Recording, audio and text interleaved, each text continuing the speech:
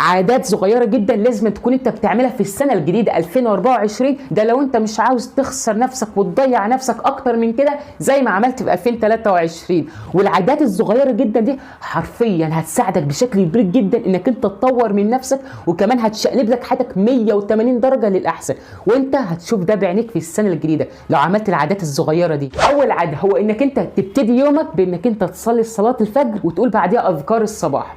انا بقسم لك بالله انك انت لو عملت كده هتلاقي ان حياتك اتغيرت بشكل كبير جدا جدا للاحسن. واسال اي حد بيعمل كده، اسال اي حد بيصلي الفجر وبعدين يقول اذكار الصباح، هيقول لك قد ايه حرفيا حياته اتغيرت بشكل كبير جدا جدا للاحسن.